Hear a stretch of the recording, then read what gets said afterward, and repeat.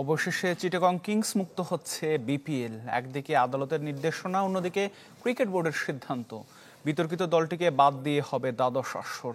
থাকছে না নোয়াখালী ও খুলনার দল।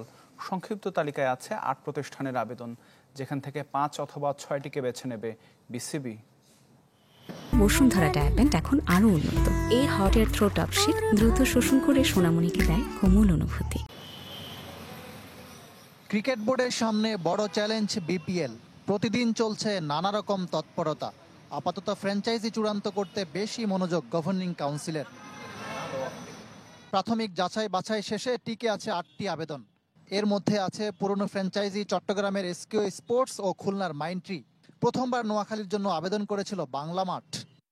ফার্স্ট স্টেজে এই ৩ জন বাদ হয়ে গেছে, এখন ৮টা আছে। তারা সেকেন্ড স্টেজে ৪টা, ৫টা, ৬টা যেটাই হয়, আমরা জোর করে টিম নিব না। বাদ পড়াদের মধ্যে বিতর্কিত এসকিউ স্পোর্টসের সাথে ক্রিকেট বোর্ডের দ্বন্দ্ব গড়িয়েছে আদালতে।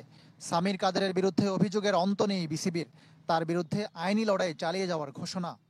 শন টেট তাদের কাছে প্রায় $37,000 পায়।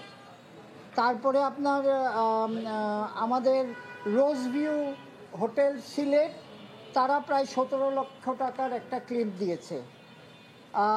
তারপরে আপনার আমাদের শেরাটন হোটেল একটা ২৯ লক্ষ টাকার ক্লেম দিয়েছে।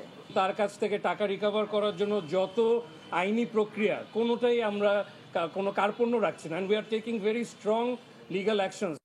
মঙ্গলবার চূড়ান্ত ফ্র্যাঞ্চাইজি তালিকা প্রকাশ করবে বিসিবি। সংখ্যা নির্ভর করবে আবেদনকারীদের যোগ্যতার উপর।